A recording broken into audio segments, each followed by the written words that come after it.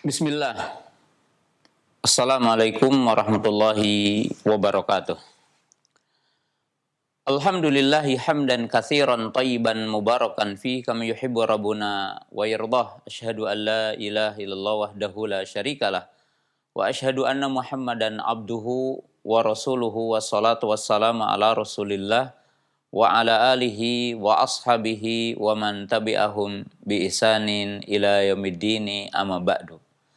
Kaum muslimin, pemirsa Roja TV yang dimuliakan Allah Subhanahu wa taala, sahabat radio Roja yang dimuliakan Allah Subhanahu wa taala. Alhamdulillah pada kesempatan siang yang berbahagia ini dengan izin dan kudrat dari Allah Subhanahu wa taala dapat berjumpa kembali dalam bahasan tentang tauhid yang diambil dari pembahasan kitab Sahih Bukhari, yaitu kitab Sahih Bukhari, yaitu satu kitab hadis yang dikumpulkan oleh Imam Bukhari yang dalam kesepakatan ahli sunnah adalah as-sahhu, kitab ba'da kitabullah Al-Quran, yaitu kitab yang paling sahih setelah Al-Quran dengan kesepakatan ahli sunnah wal jamaah. Dan kita membahas bagian yang terakhir dari kitab Sahih Bukhari, yaitu kitab yang ke-97. Dan kitab Tauhid ini memuat 58 judul yang dibawakan oleh Imam Bukhari rahimahullahu ta'ala. Nah, pada pembahasan yang kita akan paparkan, dan ini adalah merupakan pertemuan yang kedua di kesempatan siang hari ini, yaitu berkaitan dengan Kitabut Tauhid Waradi alal Jahmiyah, yaitu bab penjelasan tentang kitab Tauhid dan penjelasan tentang kaum Jahmiyah, yaitu pengikut Jaham Ibnu Safwan. Nah, perlu kita ketahui bahwa Imam Bukhari rahimahullahu ta'ala itu mencantumkan hadis-hadis itu berserta judul-judulnya. Jadi ada judul-judul, kemudian pembahasan-pembahasan, kemudian beliau menyertakan hadis-hadis yang menurut beliau sesuai dengan pembahasan judul. Ya. Dan ini tentunya mengajari kita sebagai seorang mukmin, sebagai seorang muslim, terutama ini dalam kitab Sahih Bukhari. Di mana dalam kitab Sahih Bukhari itu bisa dikatakan terdapat 3 isi. Jadi dalam Sahih Bukhari itu, isi dalam Sahih Bukhari itu ada 3 isi. Isi yang pertama adalah berupa hadis-hadis musnad. Itu hadis-hadis yang di dalamnya disertakan sanad. Jadi hadis-hadis yang disertakan padanya sanad. Dan itulah yang paling pokok dalam pembahasan Sahih Bukhari. Dalam arti itulah yang dihitung dengan hadis-hadis. Sedangkan yang kedua adalah berupa penukilan beliau dari ulama salaf atau dari salafus salih ridwanullahi ta'ala alaihim, berupa qaul sahabat atau qaul tabi'in atau tabi'ut tabi'in, atau juga berupa perkataan imamun min a'immati ahli sunnah wal jamaah fi zamanihi atau qabla zamanihi, atau berupa ucapan dari para sahabat, tabi'in, tabi'ut tabi'in, atau ulama-ulama yang ada pada zamannya atau mungkin sebelumnya sedikit. Dan berikut di dalamnya adalah juga pencantuman sejumlah ayat yang disertakan oleh Imam Bukhari dalam sebagian babnya, dalam sebagian pembahasannya. Dan di sini kita sebagai thalabul ilmi, sebagai muslim, sebagai para pencari ilmu, dapat mengambil kesimpulan tentang metode salafus saleh ridwanullahi ta'ala alaihim ketika mereka berbicara tentang agama, berbicara tentang din, maka tidak lepas mereka al-istidlal bil Quran wal istidlal bil ahadits sahihah ay bis sunnah sahihah wal istidlal bi aqwal salafus salih ridwanullahi ta'ala alaihim.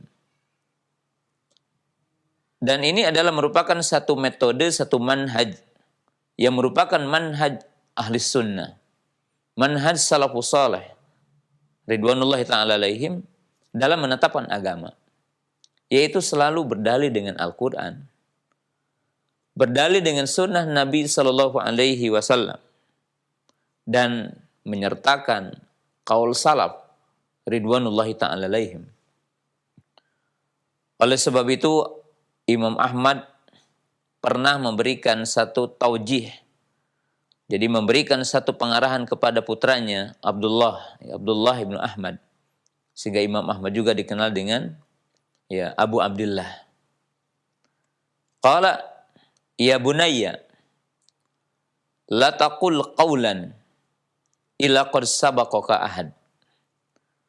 Beliau mengungkapkan satu ucapan, wahai anakku, janganlah engkau sekali-kali berbicara, artinya tentang masalah din, kecuali telah ada orang yang mendahuluimu.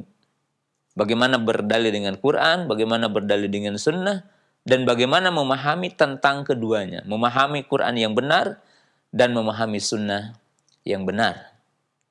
Dan itu salah satu yang kita bisa ambil dari penjelasan Imam Bukhari. Imam Bukhari mengakhiri dari 97 pembahasan besar yang dinamakan kitab al-iman, kitabul ilmi, kitabul wudu, kitabul gusli, kitab terus ya.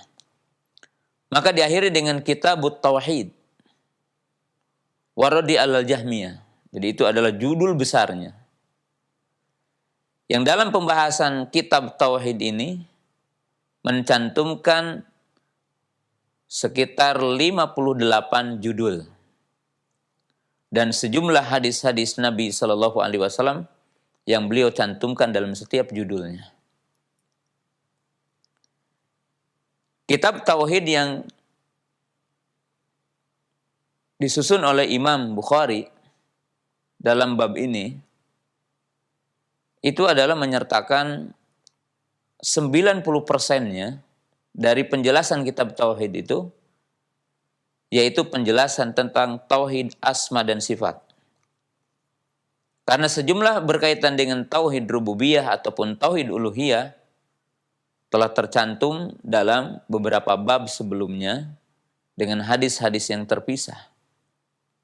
Seperti berkaitan dengan pembahasan iman, kemudian nanti termasuk juga dalam bab tentang dakwah, kemudian berkaitan dengan peperangan, maka dicantumkan seperti hadis umirtu an uqatilan nas hatta yashhadu an la ilaha illallah. Tetapi untuk para penuntut ilmu, para pencari ilmu, ketika kita membahas kitab tauhid dan kita menelaah kitab tauhid yang ada dalam Sahih Bukhari yang merupakan ujung dari pembahasan, maka itu pembahasannya adalah sebagian besar berkaitan dengan hadis-hadisnya adalah berbicara tentang sifat-sifat Allah, berbicara tentang nama-nama Allah dan sifat-sifat Allah. Kemudian kelompok yang paling nampak menyimpang dan awal penyimpangan di dalam nama dan sifat Allah Ta'ala, maka dikenal dengan al-mu'attilah, ahlu ta'til, yang juga di situ ahlu tashbih, tamthil, ahlul kalam. Maka tokoh besarnya adalah, kelompok besarnya adalah Jahmiyah, dan tokoh besarnya adalah Jaham ibnu Safwan, dan tokoh besarnya adalah Ja'ad ibnu Dirham, yang mana sesungguhnya Ja'ad ibnu Dirham adalah guru dari Jaham ibnu Safwan. Kemudian diikuti oleh Wasil ibnu Atha, ataupun dengan sekte yang dinamakan dengan Mu'tazilah. Nah, Kaum muslimin pemirsa yang dirahmati Allah Subhanahu wa taala. Jadi itu kita jelaskan dulu secara global tentang tauhid yang merupakan hadis ataupun hadis-hadis yang dicantumkan oleh Imam Bukhari dalam kitab tauhid, maka ini 90% adalah berbicara tentang penetapan nama-nama Allah, sifat-sifat Allah Subhanahu wa taala. Dan sebagian hadisnya berbicara tentang tauhid uluhiyah. Itu kaitan dengan kewajiban mengesahkan Allah dengan ibadah. Ifradullah ta'ala bil ibadah. Walaupun walaupun kita mengetahui dan tentunya secara pasti sebagai ahli sunnah bahwa tauhid asma dan sifat dan tauhid rububiyah adalah melazimkan untuk tauhid uluhiyah. Jadi melazimkan artinya menuntut untuk setiap mukmin untuk mengesahkan Allah Ta'ala dalam beribadah.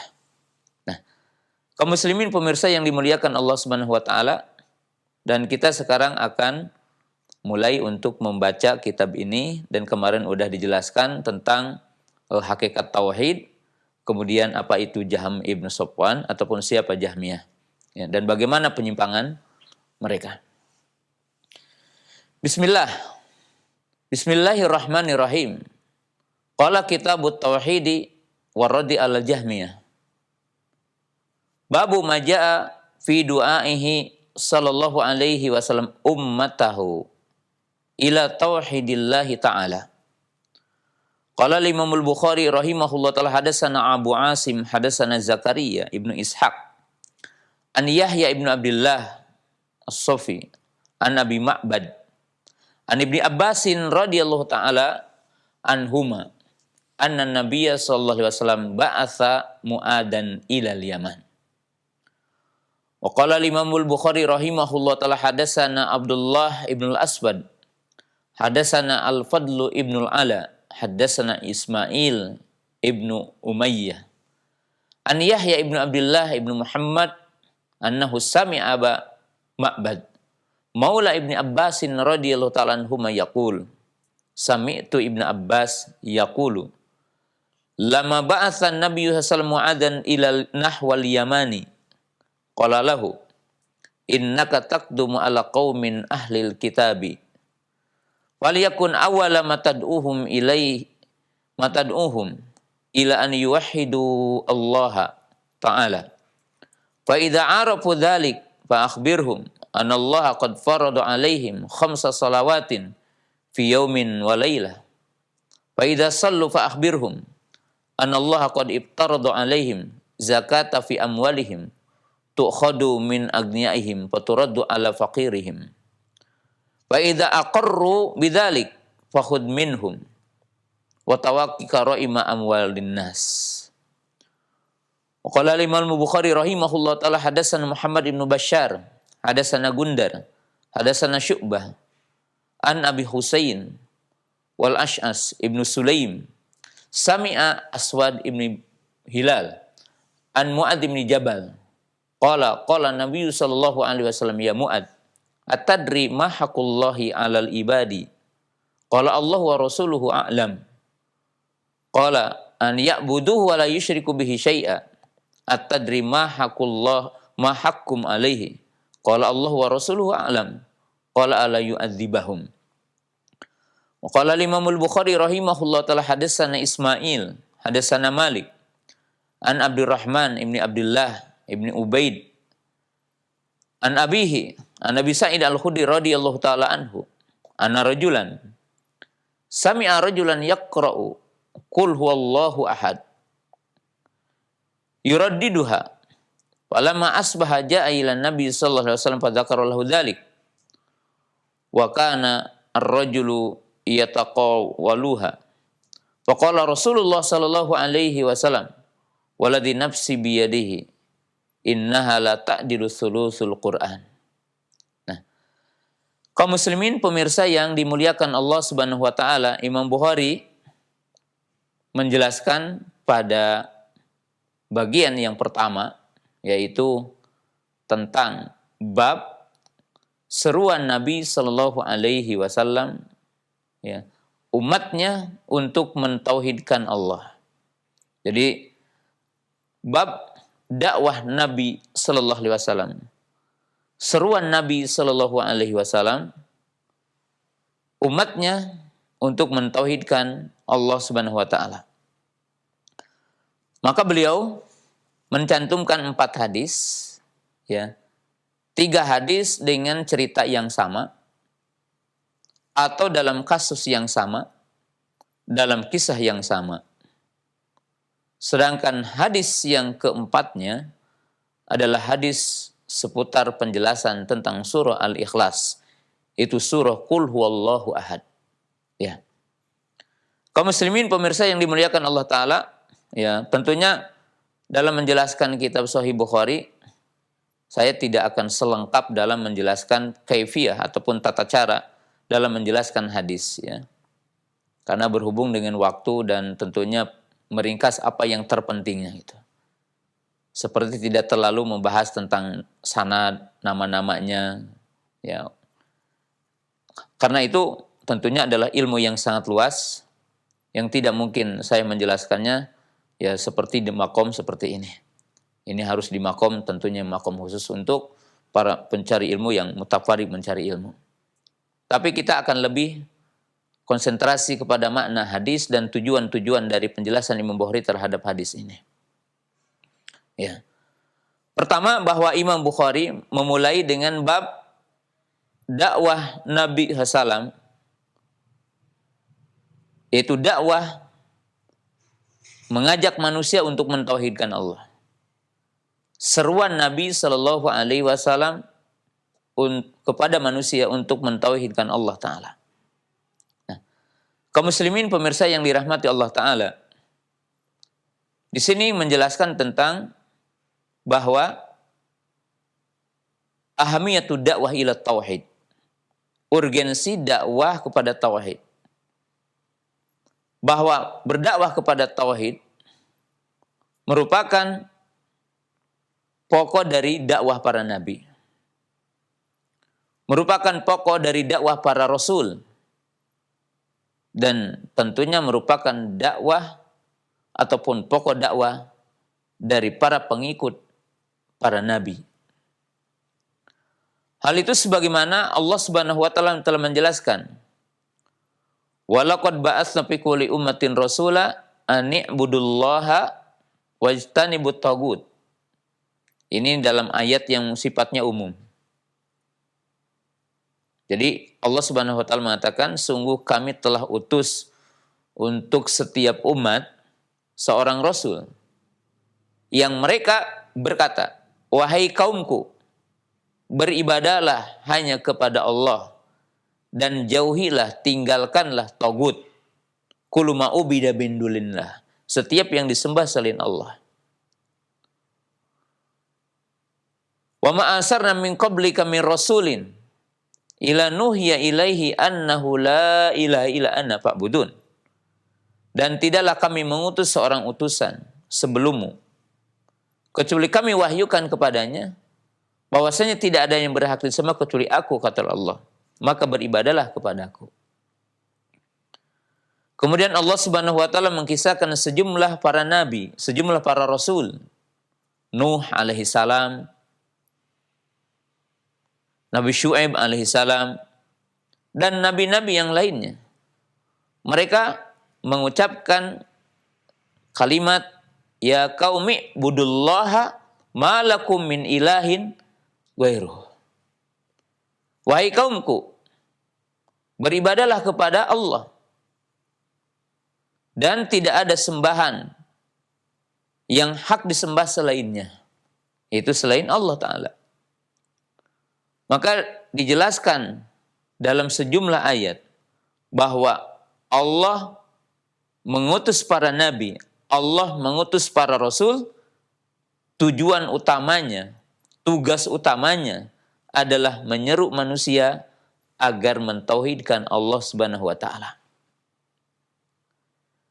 Sebagaimana hikmah Allah menurunkan kitab-kitab yang dibawa oleh para nabi, dari kitab yang kita tahu namanya, Zabur, Taurat, Injil, Suhuf Ibrahim, Suhuf Musa, dan kitab-kitab yang tidak diceritakan namanya, tidak disebutkan namanya sama Allah Subhanahu wa taala, maka sama isinya adalah menjelaskan tauhid. Di mana Allah Subhanahu wa taala menjelaskan, "Qul ya ahlal kitabi ta'alau ila kalimatin sawain bainana wa bainakum alla na'budu illallah wa la nusyrika bihi syai'a." Wahai ahlul kitab, katakanlah wahai Muhammad, wahai ahlul kitab, kemarilah. Mari kita berkumpul kepada satu kalimat yang sama antara kami dengan kalian. Yaitu apa? Agar menyembah hanya kepada Allah Ta'ala dan tidak menyekutukannya dengan sesuatu apapun. Nah, kaum muslimin pemirsa yang dirahmati Allah Subhanahu wa taala. Mari kita untuk ambil hadis yang terakhir dulu. Itu hadis yang keempat yang dibawakan oleh muallif. Yang di sini kita berbicara tentang urgensi tauhid. Ya, dan kedudukan tauhid.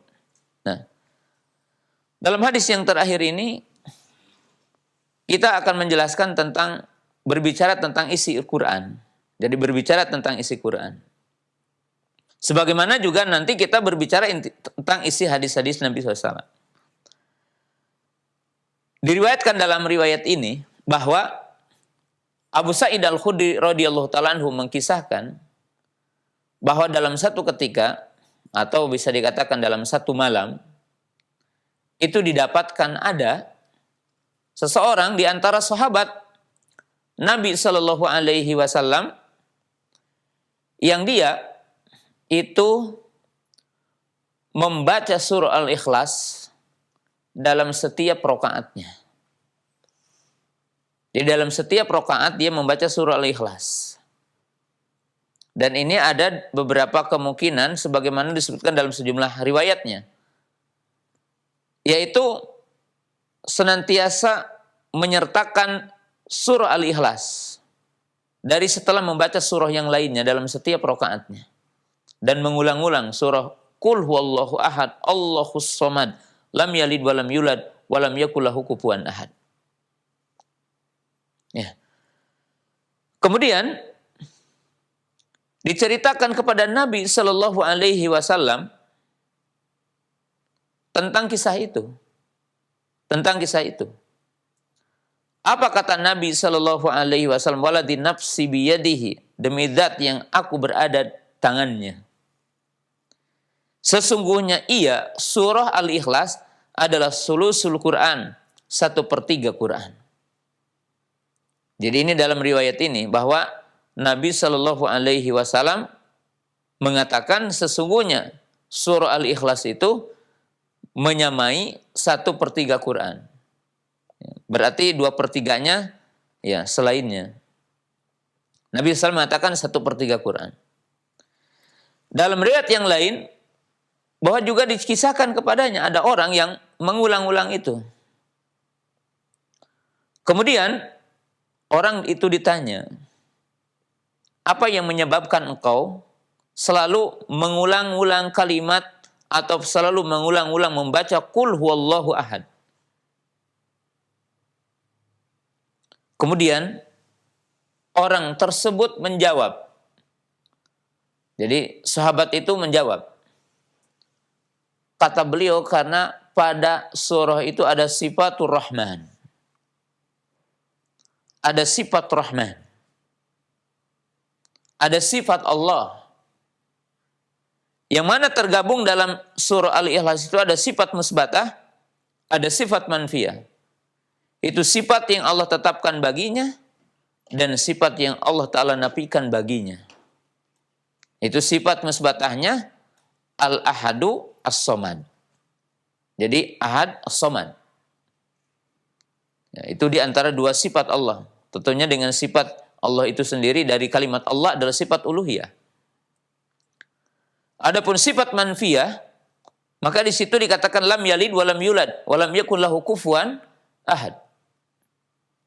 Jadi ada penafian secara terperinci yaitu tidak beranak dan tidak diperanakan. Artinya tidak beranak dan tidak berbapak. Kemudian menafikan semua permisalan, semua sekutu, semua tandingan, semua tasbih, tamsil, Allah telah menafikan laisa kamitslihi syai'un wa huwas samiul basir. Maka Nabi Shallallahu alaihi wasallam berkata, ketika orang itu mengatakan karena pada surah Al-Ikhlas itu ada sifat Rahman dan aku mencintainya.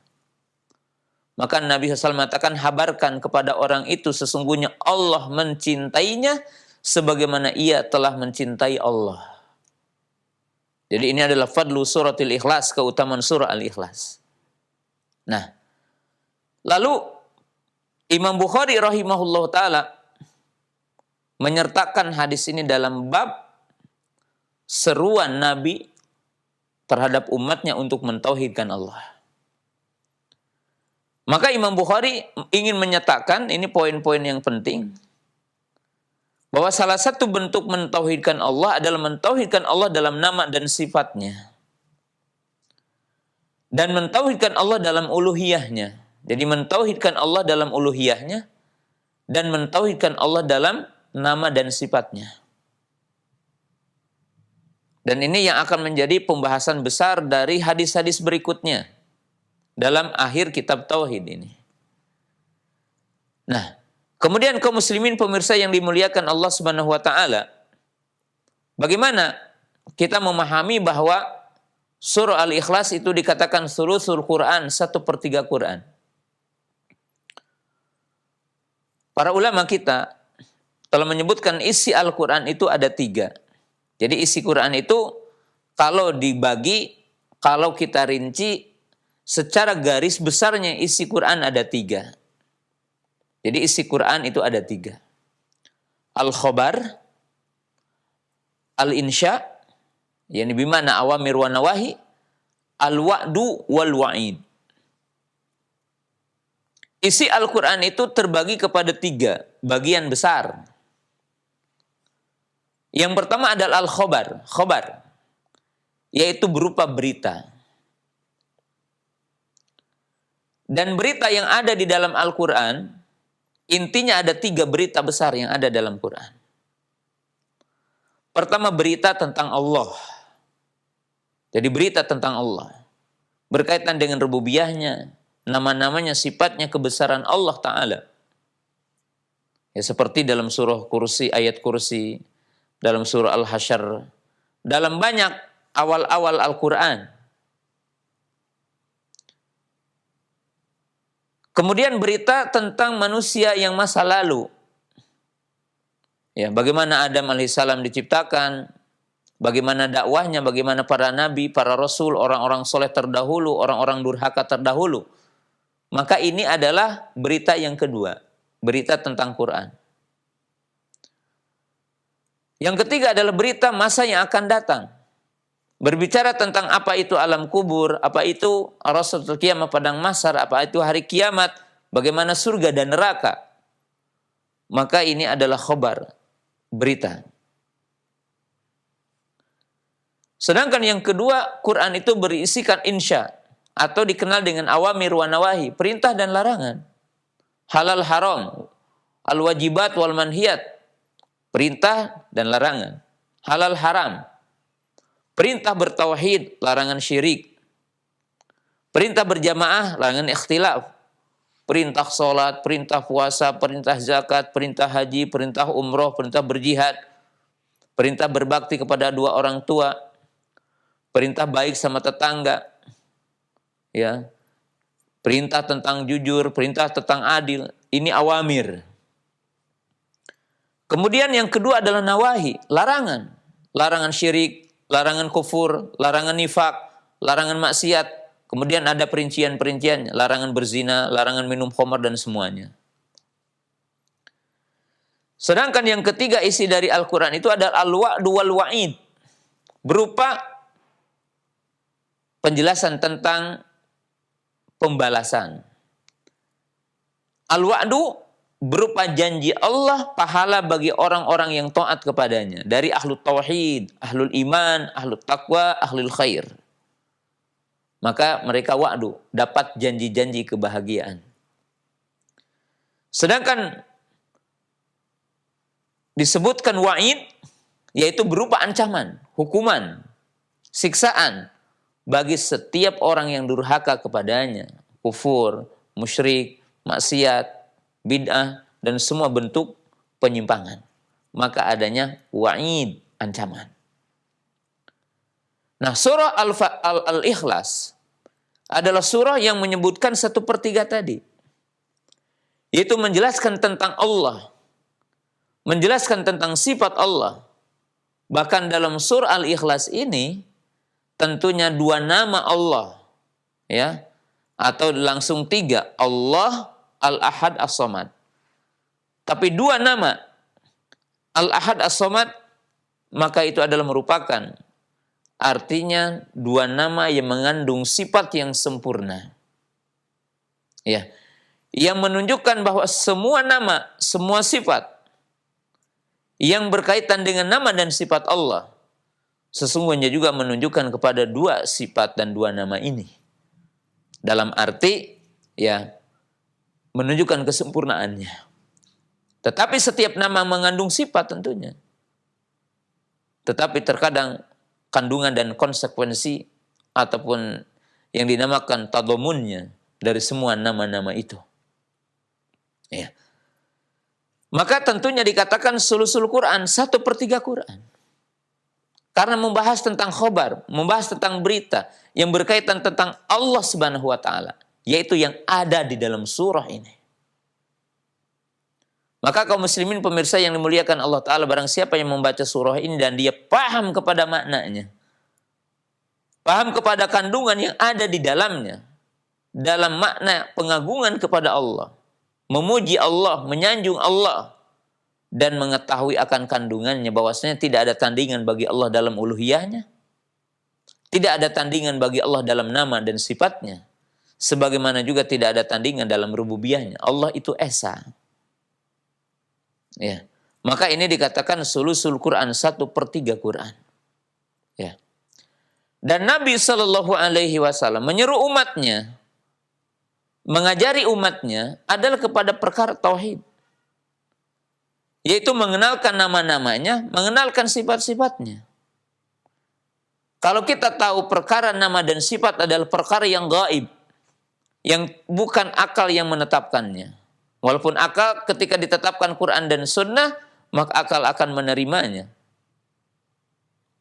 Tetapi untuk menetapkan nama dan sifat bukan dengan akal, tetapi dengan dalil Quran dan Sunnah Nabi Sallallahu Alaihi Wasallam. Sehingga dikatakan sulusul Quran, 1/3 Quran. Ya. Nah itu kandungannya. Dan ketika para ulama mengatakan Al-Qur'anu kulluhu tauhid, maka tidak menafikan ini. Ketika para ulama kita mengatakan Quran semuanya tauhid. Karena tentunya awamir wa nawahi, bahwa melaksanakan perintah, bahwasanya menjauhi larangan Allah Ta'ala, itu adalah merupakan ilzam, yaitu merupakan konsekuensi tuntutan dari bertauhid kepada Allah. Karena mentauhidkan Allah, maka mewajibkan kita inqiyad wal istislam li ahkamihi wa li syar'ihi, bahwa kita wajib untuk tunduk dan patuh kepada syariatnya, tunduk dan patuh kepada perintahnya. Dan itu tentunya hal yang sangat penting untuk kita pahami di sini. Jadi untuk kita pahami di sini, kaum muslimin pemirsa yang dirahmati Allah Ta'ala. Dan ini tentunya bahasan yang khusus nanti. Ya, tentang surat Al-Ikhlas, yaitu sulusul Quran. Maknanya tadi dijelaskan dengan penjelasan para ulama bahwasanya Quran dibagi 3. Khabar, insya, al-wa'du wal-wa'id. Berita, larangan dan perintah, kemudian tentang penjelasan pembalasan. Bagi yang taat, surga. Bagi yang maksiat, diancam dengan neraka. Nah, pemirsa yang dimuliakan Allah Subhanahu wa Ta'ala.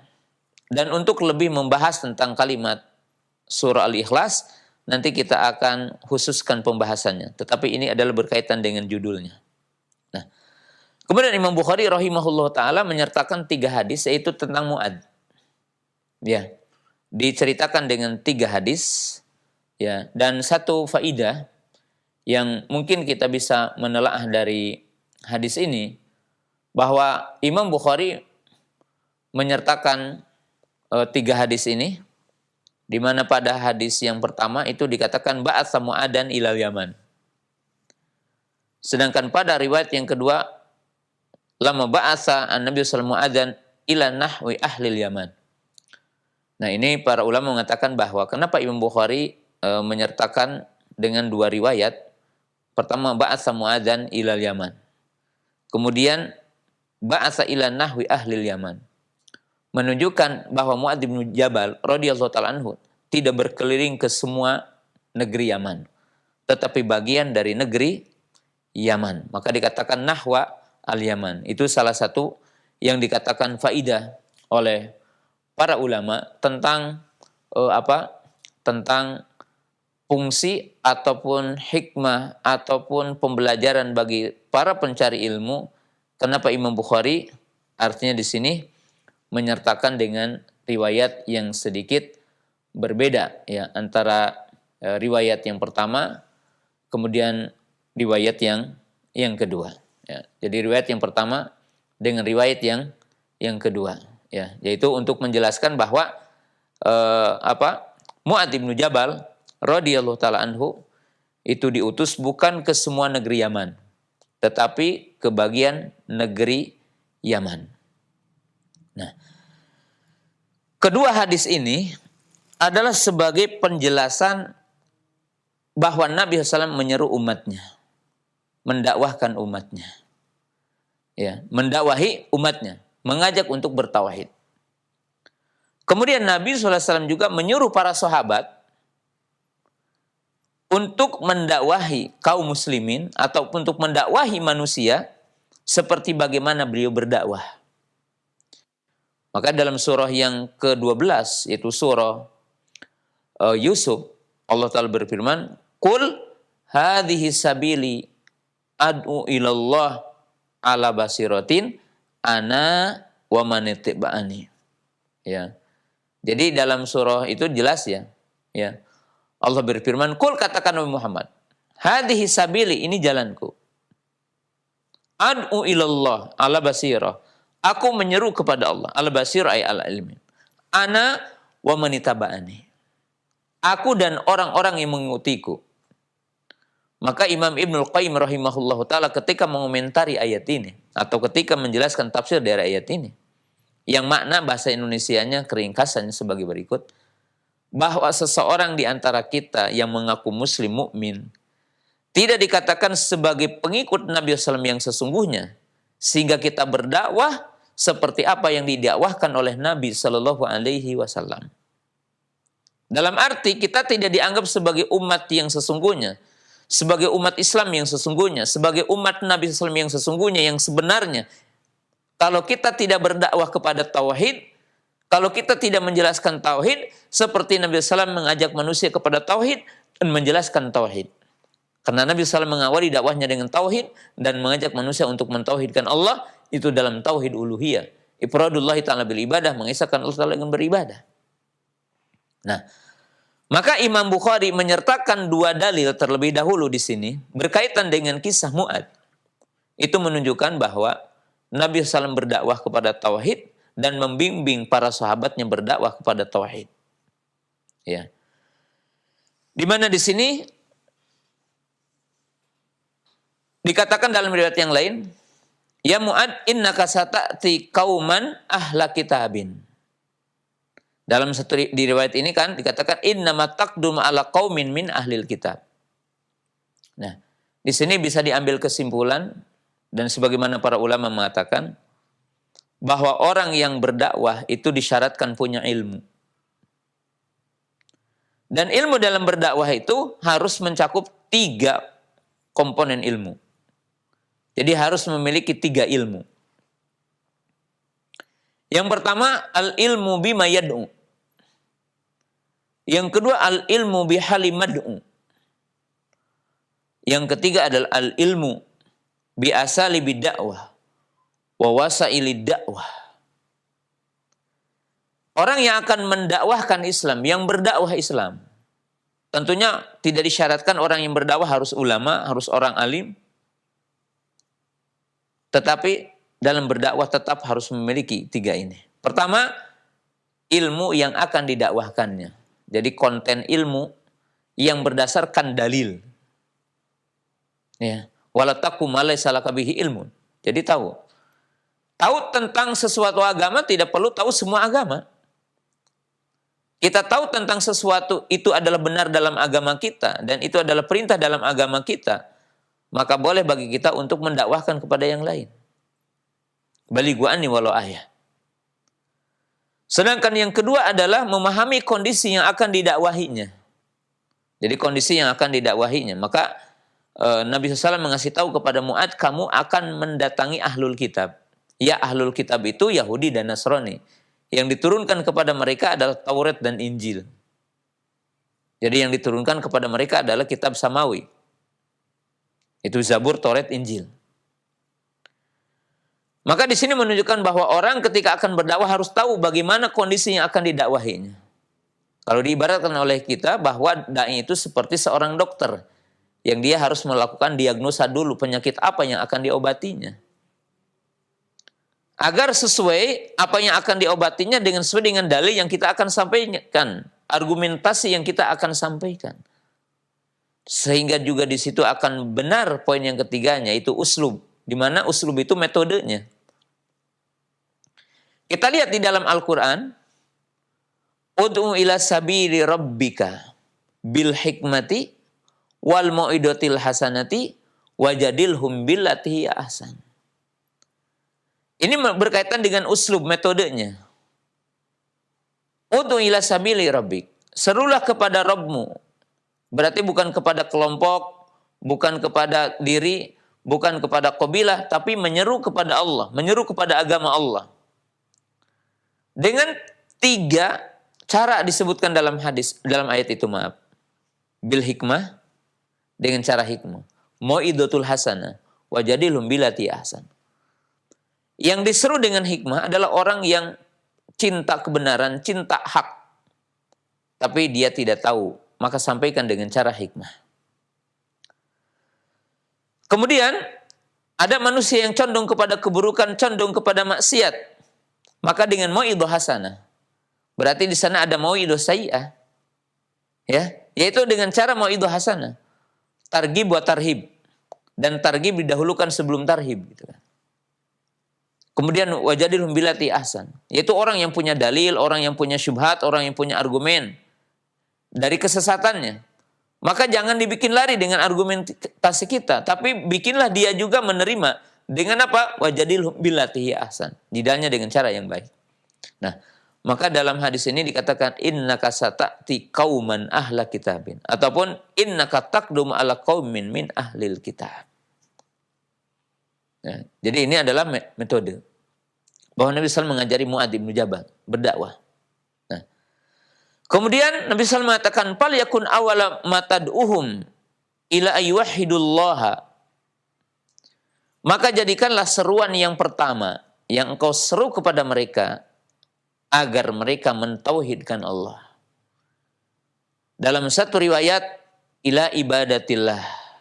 Jadi dalam satu riwayat dengan redaksi ila ibadatillah. Dalam satu riwayat dikatakan yaitu ila syahadati alla ilaha illallah wa anna Muhammadar Rasulullah. Jadi disertakan dengan itu semua. Dan riwayat-riwayat ini wallahu ta'ala a'lam adalah tidak bertentangan. Satu dengan yang lainnya adalah menjelaskan tentang awal dakwah. Tentang usul dakwah. Dan ahamiyah dakwah ila tauhid. Menjelaskan urgensi dakwah kepada tauhid. Menjelaskan tentang kewajiban diawali dalam dakwah dengan dakwah kepada tauhid. Ya. Kaum muslimin pemirsa yang dirahmati Allah Ta'ala. Nah, kemudian kita lihat di sini riwayat-riwayat ini punya makna. Ya. Yang pertama ayyuhidullaha, untuk mentauhidkan Allah. Redaksi yang kedua adalah dikatakan ila ibadatillah, untuk beribadah kepada Allah, dan tentunya adalah mengingkari ibadah yang lainnya. Artinya tidak beribadah kepada ibadah yang lainnya. Ya, jadi ini riwayat. Kemudian riwayat yang ketiga disebutkan dengan kalimat langsung, yaitu syahadatu alla ilaha illallah wa anna Muhammadar Rasulullah. Nah, pentingnya mengumpulkan riwayat-riwayat ini adalah sangat penting. Jadi mengumpulkan riwayat-riwayat ini adalah sangat penting. Ya. Mu'adz bin Jabal diutus oleh Nabi SAW ke negeri Yaman, dan yang dimaksud dengan negeri Yaman bagian dari negeri Yaman. Sebagaimana dalam riwayat tadi, ila nahwi ahli Yaman, artinya sebagiannya, tidak semua negeri Yaman. Nah, kemudian beliau Nabi SAW mengutus Mu'adz itu sebelum terjadi haji wada. Dalam banyak ahli sirah mengatakan bahwa beliau diutus ke negeri Yaman di akhir tahun ke-9 Hijrah, sebelum haji wada. Ya, sebelum haji wada. Berarti di sini adalah sebelum Nabi SAW menunaikan haji wada, tetapi setelah Futuh Mekah. Jadi setelah Futuh Mekah, maka beliau diutus oleh Nabi SAW ke negeri Yaman. Dan Mu'adz bin Jabal radhiyallahu ta'ala anhu juga min fuqaha'i sahabah, termasuk bagian dari fuqaha sahabat, ya. Dan memiliki kedudukan yang sangat agung.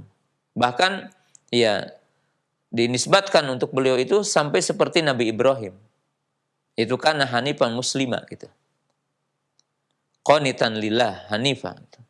Itu tentang Mu'adz bin Jabal radhiyallahu ta'ala anhu. Jadi memiliki keutamaan dan sangat dicintai oleh Nabi sallallahu alaihi wasallam. Dan menjadi pilihan Nabi SAW untuk pergi ke negeri Yaman berdakwah. Hal ini menunjukkan bahwa ketika orang pergi berdakwah, ya memang manusia pilihan, ya, yang memiliki ilmu, yang memiliki kefakihan dalam bagaimana berdakwah, yang memiliki tentang kesabaran bagaimana berdakwah, yang memiliki argumentasi bagaimana cara berdakwah, yang memahami tentang usul metodenya, memahami tentang wasail-wasailnya. Itu adalah tentunya juru dakwah yang khusus diutus, ya. Dan Nabi SAW memilih Mu'adz bin Jabal radhiyallahu ta'ala anhu. Nah, kemudian perhatikan dalam hadis tadi, ya. Yang didatangi adalah ahlul kitab. Ahlul kitab ini sudah barang tentu yang turun kepada mereka kitab. Walaupun tentunya setelah itu mereka melakukan tahrif, melakukan penyelewengan, melakukan perubahan kepada kitab mereka. Minal ladzina hadu yuharifunal kalima amma wadhihi. Di mana orang-orang Yahudi itu mereka melakukan tahrif, melakukan perubahan, melakukan tentunya merusak kepada ayat-ayat Allah, ya, oleh mereka, ya. Tapi mereka dikatakan ahlul kitab, ya. Kemudian ila ibadatillah, ibadah kepada Allah. Kemudian disebutkan dengan kalimat syahadatain. Nah, sangat perlu sekali bahwa jika mereka mengklaim beriman kepada Allah, dalam arti jika ahlul kitab, Yahudi ataupun Nasrani mengklaim kami beriman kepada Allah, maka mereka tidak dikatakan muslim, tidak dikatakan mukmin, sehingga mereka bersaksi dengan mengatakan wa asyhadu anna Muhammadar Rasulullah. Ya. Karena tentunya orang-orang Yahudi, orang-orang Nasara, mereka tidak masuk kepada dairah Islam. Mereka tidak masuk kepada dairah iman. Artinya dairah itu ruang lingkup Islam dan ruang lingkup iman. Seandainya pun mereka mengklaim iman kepada Allah. Karena tentunya beriman kepada Allah akan diakui bahwa imannya itu benar dengan mengakui kenabian Muhammad sallallahu alaihi wasallam. Dan dalam hadis ini diambil kesimpulan bahwa Yahudi dan Nasrani tidak dianggap mentauhidkan Allah. Jadi tidak dianggap mentauhidkan Allah. Ya. Dalilnya apa? Dalilnya dua sisi di sini. Bahwa Yahudi dan Nasrani tidak dianggap mentauhidkan Allah. Tidak dianggap mengesahkan Allah Ta'ala. Dalam ibadah kepadanya. Dalam ibadah kepada Allah Ta'ala. Kenapa? Karena di sini dari dua sisi. Sisi yang pertama, maka Nabi SAW menyeru, memerintah Mu'adz bin Jabal untuk mengajak mereka bertauhid. Berarti mereka tidak bertauhid. Lalu faktanya apa? Ini bagian keduanya. Yaitu mereka mengatakan Uzair huwallah. Itu orang Yahudi. Dan orang Nasrani mengatakan Isa huwallah. Atau mereka mengatakan Salisu Salasa. Maka Nabi SAW menyuruh Mu'adz untuk mendakwahi mereka. Menyeru mereka untuk mentauhidkan Allah. Dan di sini menunjukkan bahwa dakwah kepada tauhid adalah dakwah yang paling mulia, dakwah yang paling agung, dan mesti bagi setiap dai menjadikan dakwah yang pertama adalah menyeru manusia kepada tauhid, agar kita mentauhidkan Allah Subhanahu wa taala, agar kita mengesahkan Allah Taala dengan ibadah.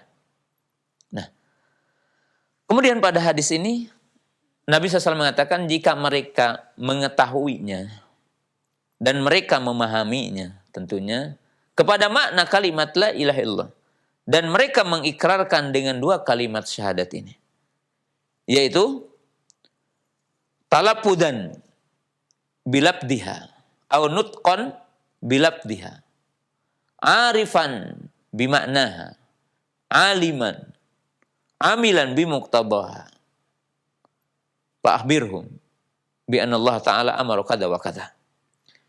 Jika mereka mengetahui yang dimaksud di sini, yang maksud dalam kalimat ini, fa in arafu, jadi jika mereka mengetahui. Jadi jika mereka mengetahui, yang dimaksud apa? Harus berkumpul poin ini yang penting. Itu apa? Melapatkan dengan maknanya, kecuali orang yang bisu. Kemudian mengetahui akan maknanya. Kemudian mengamalkan akan konsekuensinya. Maka ini yang dinamakan aruf.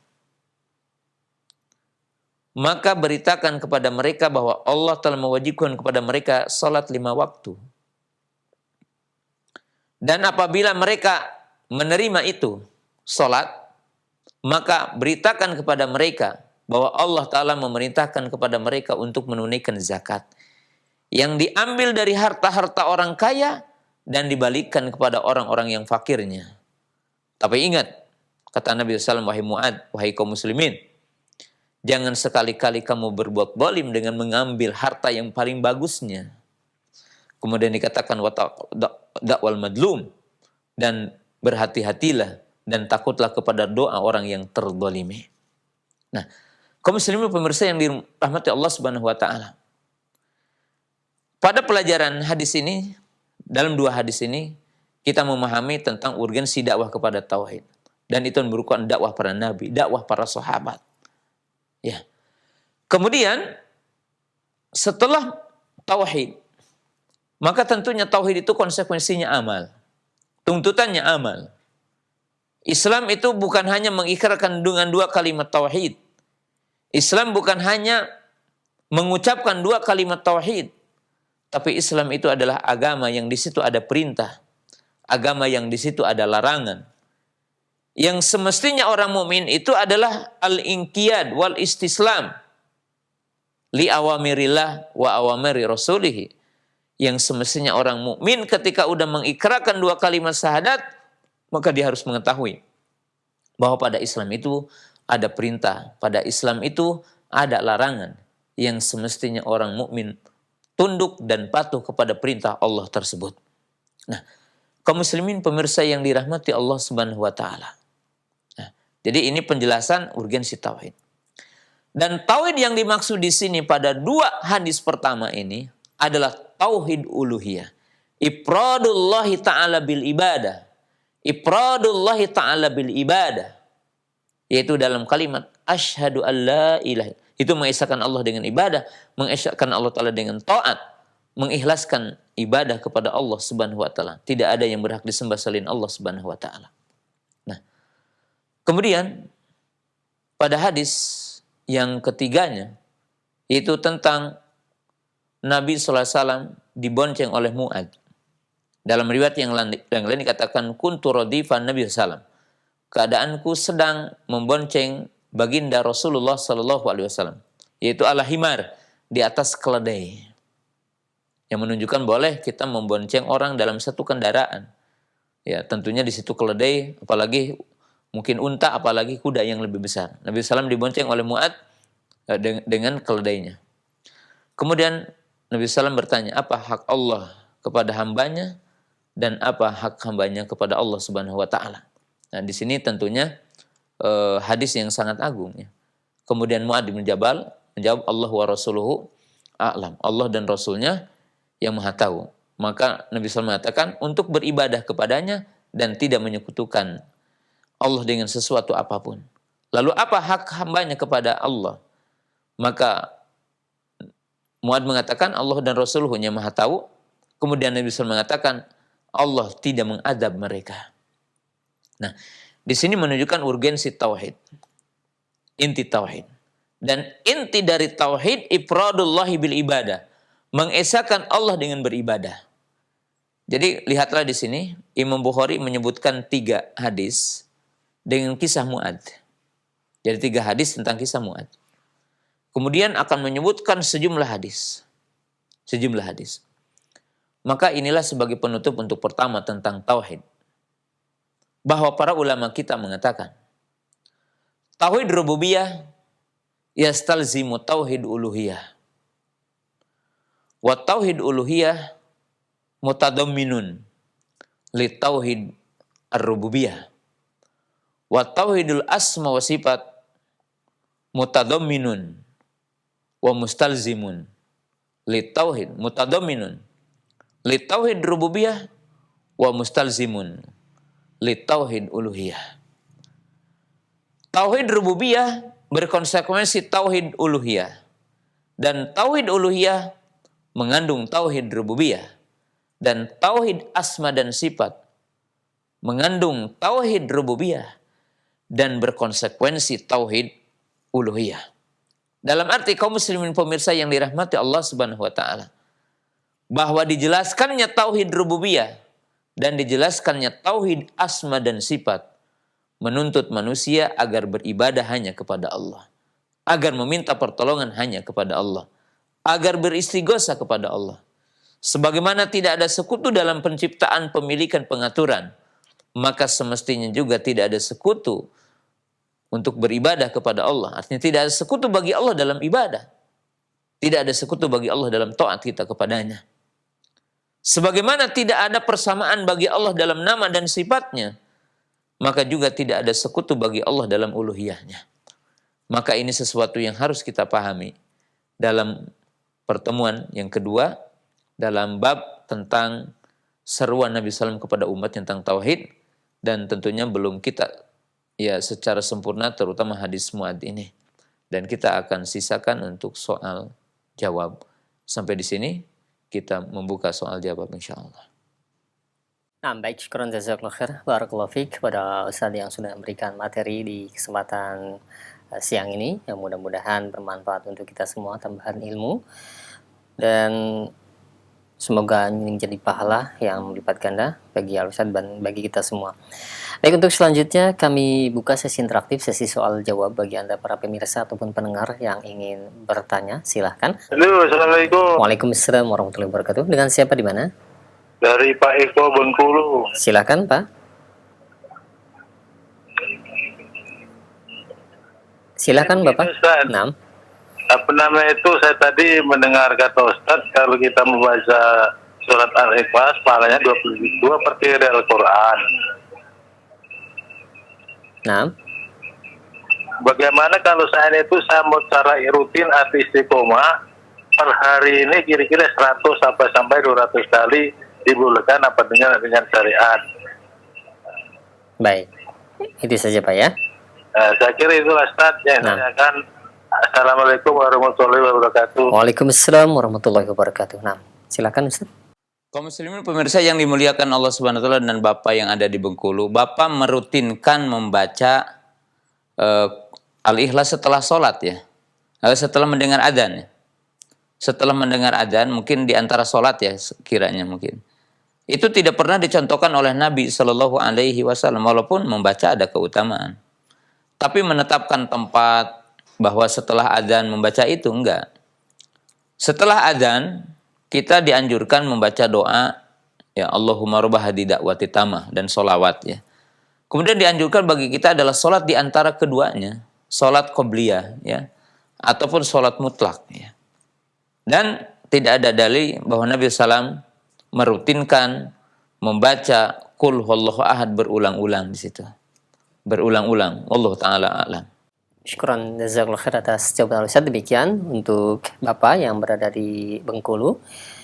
Dan selanjutnya kami ajukan pertanyaan di line pesan singkat. Nah, ada pertanyaan mengenai urgensi tauhid, di mana bahwa kesyirikan itu merupakan pembatal tauhid atau pembatal keislaman. Yang menjadi pertanyaan, bagaimana jika orang tua kita melakukan praktek kesyirikan atau perdukunan dan qadarullah sudah meninggal, belum sempat bertobat akan hal itu, apakah kita boleh mendoakannya, Ustadz? Nah, mohon penjelasan dan jawabannya. Masya Allah. Kaum muslimin pemirsa yang dimuliakan Allah Subhanahu wa Ta'ala, walaupun pertanyaan ini tentunya pertanyaan yang paling sering berulang ya di berbagai kesempatan gitu ya, tentang apa yang terjadi pada sebagian kita hari ini. Yang jelas kita memahami dulu bahwa manusia itu secara umumnya terbagi kepada dua ya. Man la yatadayyad, yani malam yadinu bidinil Islam. Yang pertama adalah orang yang tidak beragama dengan agama Islam, dengan agama apa saja. Maka tentunya setiap di antara kita tidak bisa mendoakan mereka setelah matinya. Kalau kita punya bapak yang berbeda agama, tidak akan sampai doa kita dan tidak akan bermanfaat doa kita bagi mereka. Tapi yang kedua, yang tentunya hari ini menjadi bagian masalah gitu ya, bahwa sebagian di antara kita beragama dengan agama Islam dan berikrar dengan kalimat syahadatain, tetapi dengan sebab kejahilannya, dengan sebab kebodohannya terhadap hakikat tauhid, hakikat syirik, dengan begitu juga kuatnya penyimpangan ataupun yang dinamakan dengan juru dakwah yang menyeru ke jurang api neraka begitu dahsyat, sehingga sebagian di antara kita kaum muslimin pemirsa yang dirahmati Allah Ta'ala terjerumus kepada bentuk-bentuk kesyirikan. Maka jawaban yang ringkas wallahu ta'ala alam, selama seseorang itu nampak keislamannya dan belum ada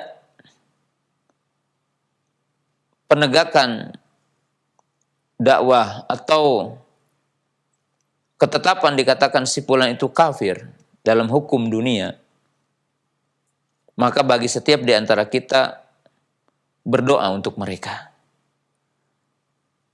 Apa yang mereka lakukan dari kejahilan, jika Allah Ta'ala menerima udurnya, maka akan diterima. Jika Allah tidak menerima udurnya, maka itu adalah di tangan Allah Subhanahu wa Ta'ala. Tetapi hukum zahir bagi kita hari ini, bagi penanya yang tadi, yang tentunya bapaknya masih dikatakan dairatul muslim, berada di semua muslim, mengakui keislaman, maka kita tetap berhak untuk mendoakan mereka, ya, memintakan maghfirah kepada Allah Ta'ala untuk mereka.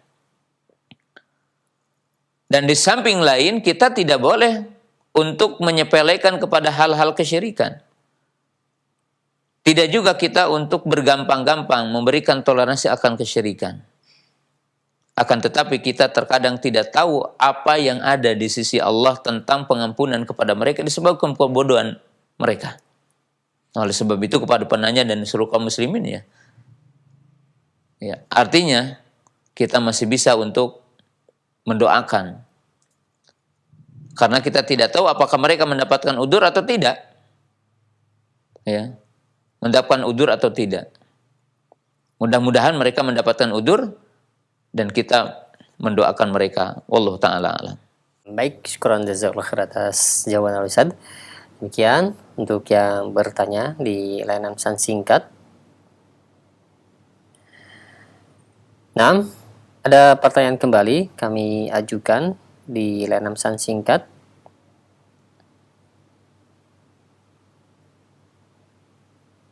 Ya Ustadz, pada zaman fitnah di sekarang ini, terutama di negeri kita, di mana praktek perdukunan mereka mulai secara terbuka, secara terang-terangan menunjukkan jati diri mereka. Nah, bagaimanakah sikap kita seharusnya, yang dimana pemerintah yang ada pun tidak memberantas akan hal ini? Sikap kita sebagai orang yang bertauhid seperti apakah? Mohon nasihatnya Ustaz. Ya, kaum muslimin pemirsa yang dimuliakan Allah Subhanahu wa Ta'ala, tentunya kewajiban seluruh kaum muslimin adalah mempelajari agamanya dengan benar. Itu tentunya adalah langkah yang pertama. Oleh sebab itu Imam Bukhari dalam sahihnya, dalam Kitabul Ilmi, beliau membuat judul babul ilmi qabla al-qawli wal amali. Suma istadal biqouli ta'ala fa'lam annahu la ilaha illallah wastaghfir lindzanbik. Imam Bukhari membuat bab ilmu sebelum berkata dan sebelum beramal. Lalu berdalil dengan firman Allah Ta'ala dalam surah Muhammad ayat 19. Fa'lam ilaha illallah. Bab ilmu sebelum berbicara dan sebelum beramal. Dan ilmu yang paling utama yang wajib dipelajari oleh kaum muslimin adalah ilmu bimakna wa haqiqati kalimati la ilaha illallah. Dan ilmu yang paling utama, ilmu yang mestinya pertama dipelajari oleh setiap mukmin adalah makna kalimat la ilaha illallah. Makna kalimat tauhid dan hakikat tauhid, dan tentunya ilmu yang berkaitan dengan penentangnya ataupun yang bertentangan dengannya, itu syirik. Baginda Rasulullah SAW mengatakan, man salaka tariqan yaltamisu fihi ilman sahalallahu lahu bihi tariqan ilal jannah. Barang siapa yang keluar berjalan mencari ilmu, maka Allah akan memudahkan baginya jalan ke surga. Man yuridillahu bihi khairan yufaqihu fid din. Barang siapa yang dikehendaki Allah berada dalam kebaikan, maka dia akan difaqihkan kepada agama Allah. Jadi di sini adalah kewajiban kita taklim, kewajiban kita belajar tentang tauhid. Hakikat mana ibadah, rukun ibadah, syarat ibadah. Kemudian kita mempelajari lawan-lawannya tentang syirik dan pembatal-pembatal tauhid. Kemudian langkah yang kedua bagi setiap mukmin adalah kewajiban untuk mengamalkan ilmu yang telah kita pelajari dalam semua sendi-sendi keilmuan. Baik berkaitan dengan akidah, berkaitan dengan amal saleh, ibadah, berkaitan dengan akhlak dan sebagainya. Kemudian kewajiban yang ketiga bagi kita adalah berdakwah, mendakwahkan tauhid. Mendakwahkan tentang bahaya syirik. Menjelaskan tentang apa itu tauhid, apa itu syirik, bahayanya, jenis-jenisnya. Seperti berkaitan dengan perdukunan dan persihiran. Walaupun mungkin kalau dalam bahasa Arab itu kan arraf, kahin, atau kahana, as-sahir, as-sihru. Dalam di Indonesia diterjemahkannya tukang sihir dan perdukunan, paranormal. Tapi mungkin kalau dukun di Indonesia punya makna lain. Tidak selamanya negatif kalau dikatakan dukun ya. Ada dukun beranak gitu kan, berarti paraji gitu kalau di Sunda gitu. Ya. Ada dukun tukang potong, tukang khitan. Ya memang betul bahwa kalimat dukun terkadang di Indonesia tidak selamanya itu bermakna yang dimaksud dalam hadis yang dinamakan kahin. Gitu. Tapi dalam Islam, sihir, perdukunan, paranormal itu terlarang dalam Islam. Dan merupakan bagian dari pembatal keislaman. Pembatal keimanan seseorang adalah as-sihru, sihir. Kemudian ida'ul ghaib, yang mengklaim tahu perkara yang gaib. Siapa? Ya, tidu arraf wal kahana, yaitu dukun dan paranormal dalam bahasa kita, tapi dalam spesifik dukunnya itu. Karena mungkin tadi dikatakan dukun ya di Indonesia kadang memiliki titel lain gitu. Maka dilarang dalam Islam. Dan kewajiban kita berdakwah, kewajiban kita menyebarkan Islam dengan hikmah, kewajiban kita bersungguh-sungguh dalam mendakwahkan Islam, dalam mendakwahkan tauhid. Nah, ini kewajiban kita hari ini, kewajiban setiap muslim untuk membentengi diri kita. Ya. Kaum muslimin pemirsa yang dirahmati Allah Ta'ala, kita mengetahui ya, bahwa perdukunan atau yang berkaitan dengan paranormal, Nabi Shallallahu Alaihi Wasallam telah menyebutkan ya sejumlah hadis ya. Yang pertama Nabi SAW mengatakan, barang siapa yang datang ke dukun dan bertanya tentang sesuatu dan dia membenarkan apa yang dikatakannya, maka dia telah terkufur kepada apa yang dibawa oleh Nabi SAW. Barang siapa yang datang ke dukun dan dia bertanya tentang sesuatu, ya, tapi bukan untuk membenarkannya, tapi dia untuk main-main atau apa saja, maka tidak akan diterima sholatnya 40 hari. Walaupun datang ke dukun, tentunya ada 3 jenis datang ke dukun. Jadi ada 3 macam datang ke dukun. Yang pertama datang ke dukun untuk mendakwahinya. Ya, datang ke paranormal untuk mendakwahinya. Bahwa praktek meminta pertolongan ke jin, membuat kalimat-kalimat yang di situ datangnya dari jin, jampe-jampe yang datang dari jin, dan ilmu persihiran itu adalah bagian dari syirik yang menyebabkan orang adalah keluar dari Islam apabila dia awalnya muslim dan mengantarkan seseorang ke neraka, maka hukumnya adalah fardu kifayah.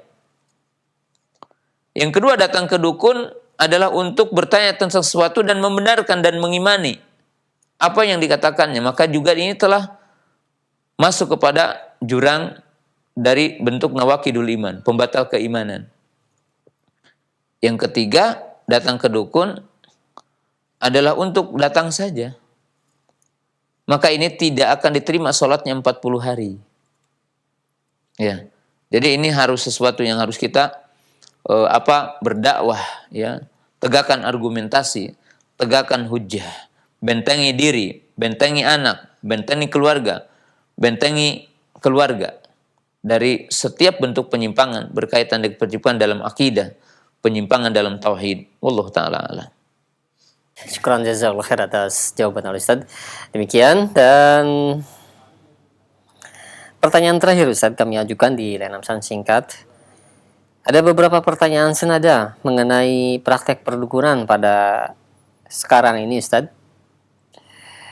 Di antaranya dari Bapak LD dari Bengkulu, dan juga penanya yang lainnya yang tidak sebutkan nama dan tempatnya, yaitu bagaimana sikap kita jika ada keluarga yang menyuruh kita untuk melakukan praktek perdukunan, entah itu harus datang ke sana atau bertanya saja, dan juga apa yang dimaksud dengan orang pintar. Ini pertanyaan yang lainnya, apakah dia juga termasuk dukun Ustadz? Mohon penjelasannya. Iya. Ya, kaum muslimin pemirsa yang dimuliakan Allah Ta'ala, ya semua pertanyaan ini mungkin pertanyaan yang sama dan juga sering ini pertanyaan itu. Ya bagi kita, bagi Bapak, bagi ahli sunnah, sunni, bagi ahlu tauhid tidak boleh mengikuti arahan, baik itu arahan dari Bapak, arahan dari Ibu, arahan dari kakak, arahan dari adik, atau arahan dari siapa saja. Ketika ada masalah, baik mungkin ketika akan berjual beli, baik ketika sakit, baik ketika akan kita mungkin sekolah atau apa saja, datang ke dukun, datang ke paranormal, datang ke tukang sihir dilarang bagi kita. Bagi kita diperintahkan untuk menempuh 2 sebab. Sebab syar'i kita berdoa kepada Allah, tawakal kepada Allah, dan sebab kauni ya menempuh sebab-sebabnya. Kalau dagang, belajar dagang yang benar. Kalau kita bertani, belajar tani yang benar. Kalau ingin lulus ujian, nah kita belajar menghafal, itu kan? Itu sebab kauninya. Sebab syairnya kita berdoa kepada Allah. Wa tawakkal 'alallah. Ya. Wa may yatawakkal 'Allah fa huwa hasbuh. Wa tawakkal Allah 'alal hayy alladzi la yamut. Bertawakal kepada zat yang hidup yang tidak mati. Wa tawakkal 'alallah, dan bertawakal kepada Allah. Wa may yatawakkal 'alallah fa huwa hasbuh. Barang siapa yang bertawakal kepada Allah, maka Allah Ta'ala akan memberikan kecukupan. Nah, kaum muslimin pemirsa yang dimuliakan Allah Subhanahu wa taala, jadi tidak boleh kita untuk apa? Untuk mengikuti arahan orang yang mengajak kita untuk melakukan hal seperti itu ya. Kewajiban kita adalah berdakwah dan menjelaskan. Ada sisi lain tentunya yang hari ini yang qorib gitu, dan itu barid. Kalau barid itu sangat dekat sekali. Yaitu orang-orang yang dinamakan para peruqyah gitu. Yang tanpa terasa masuk kepada penyimpangan-penyimpangan dari akidah, kemudian dari syar'i. Ya. Penyimpangan dari sisi akidah sering ya, bahwa para peruqyah yang tentunya tidak luas ilmunya, kemudian belum mengerti tentang hakikat tauhid dan syirik, maka mereka bikin hurupat-hurupatnya. dari praktek-praktek mereka melakukan itu. Dan syaitan laknatullah sangat tentunya banyak jalan untuk menggelincirkan kita. Demikian juga dari sisi syariat, ya, di mana para peruqyah ini juga terkadang mungkin meruqyah dengan khulwah, antara laki dengan perempuan berdua, memegang tubuh wanita, ya, bahkan sebagiannya mungkin dijadikan kesempatan. Ya, kisah-kisah yang nyata, ya, yang tentunya di sini bukan berarti semua peruqyah itu tidak benar dan berarti ruqyah itu tidak syar'i, semuanya enggak. Tapi kita memberikan satu rambu-rambu. Saya memberikan satu rambu-rambu yang itu merupakan rambu-rambu yang ditetapkan Quran dan hadis. Tidak sedikit diklaim bahwa, ya, jinnya ada di bagian ini, perlu dipegang ini, jinnya ada di bagian ini, sampai kepada tempat-tempat yang dinamakan alat vital gitu ya. Dan itu terjadi penyimpangan seks ataupun penyimpangan-penyimpangan dengan sebab syaitan itu sangat pintar. Pintar bagi orang-orang yang tidak cerdas dalam menghadapi syaitan, yang tidak tahu bahwa syaitan itu adalah musuh bagi kita. Nah, oleh sebab itu kaum muslimin pemirsa yang dirahmati Allah Subhanahu wa taala, hendaklah kita sebagai seorang mukmin, muslim, muslimah itu memperdalam agama Allah, ya. Dan tentunya kaum muslimin, sesuatu yang saya ingin sampaikan sebagai nasihat untuk umum, ketika sekarang ada musibah bunuh sebegitu dahsyat menimpa Indonesia, gunung meletus, banjir, gempa bumi, tsunami, virus corona yang berkepanjangan, mungkin sebagian besar dari bangsa ini, yang padahal kita adalah 80% lebih muslim, berorientasi kita menempuh sebab kauni saja. Sebab tentang dunia saja. Yang tentunya kita sebagai seorang muslim juga tidak menafikan, tidak mengingkari dengan sebab-sebab kauni yang dipelajari oleh setiap jenis keilmuan. Berkaitan dengan kesehatan, tentang virus corona, bagi seorang muslim, jika itu benar seperti SOP-nya dan seperti itu penyebarannya, kita membenarkan itu. Tapi ingat bahwa di sana ada sebab syar'i, bahwa musibah itu berkaitan dengan dosa kita. Musibah itu berkaitan dengan maksiat kita kepada Allah Ta'ala. Salah satunya adalah maksiat terbesar adalah syirik. Maka apabila perdukunan, kemudian sihir, dan bentuk-bentuk kesyirikan menjadi sesuatu yang menjadi ikon dari bangsa ini, sudah barang tentu Allah akan murka. Allah akan menurunkan azabnya kepada kita, yang tidak ada yang mampu orang-orang ahli untuk menghadapinya. BMKG, BNPB, ataupun apa namanya, yang berbicara tentang antisipasi bencana, mereka tidak akan mampu ketika berhadapan dengan hukum Allah, dengan ketetapan Allah Subhanahu wa taala. Bagaimana kuatnya Fir'aun, laknatullah, yang tentunya mereka kaum muslimin pemirsa yang dimuliakan Allah Ta'ala. Kekuatan fisik mereka dengan membuat piramid-piramid ataupun bagaimana itu bangunan-bangunan menjulang tinggi dengan dikumpulkan batu-batu dan sebagainya begitu indahnya dan besar, maka Allah Ta'ala menenggelamkan mereka dan membinasakan mereka. Maka seyogianya orang mukmin, kita sebagai muslim harus memahami sebab syar'i, yaitu kembali kepada Allah, mentauhidkan Allah, beribadah kepada Allah, taat kepada Allah, menjauhi semua maksiat. Karena kita mengetahui Allah berfirman dalam surah Al-Ankabut ayat 40, "Fakulan akhadna bidzanbihi. Faminhum man arsalna alaihi hasiba, wa minhum man akhadathu sayhatu, wa minhum man hasabna bihil arda, wa minhum man agraqna, wa ma kana Allah liyadlimahum, walakin kanu anfusahum yadlimun." Semuanya kami adab dengan sebab dosanya. Di antara mereka ada yang dihujani dengan batu, di antara mereka ada yang disambar dengan petir geledek, di antara mereka ada yang ditelankan ke bumi, di antara mereka ada yang ditelan banjir. Semua musibah yang menimpa negara ini, salah satunya adalah dengan sebab kesyirikan yang ada di tempat ini. Kemaksiatan, perzinahan, mengurangi takaran dan timbangan, bentuk kedoliman, bentuk-bentuk kerusakan, di mana manakala kedoliman telah dilakukan oleh seluruh anak bangsa, baik pemimpinnya, ataupun rakyatnya, ataupun semua pihak, maka akan datang murka Allah Subhanahu wa taala. Kaum muslimin pemirsa yang dirahmati Allah Subhanahu wa taala. Oleh sebab itu wajib kita untuk merenungkan agar kita kembali kepada Allah Subhanahu wa taala. Demikianlah barangkali apa yang saya bisa sampaikan dalam kesempatan yang berbahagia ini sebagai pertemuan yang kedua dalam kitab Tauhid yang kita ambil dari Sahih Bukhari di akhir pembahasan kitab Sahih Bukhari. Terima kasih kepada seluruh pihak, kepada Basit yang telah menemani saya di kesempatan pagi hari ini, dan seluruh kru yang ada di Roja. Demikian juga kru yang ada di Tasikmalaya. Mudah-mudahan kita sama-sama mendapatkan kebaikan dan amal soleh yang akan dicatat nanti yaumul qiyamah. Terima kasih kepada seluruh pemirsa yang telah berinteraksi baik dengan pertanyaan ataupun dengan WhatsApp.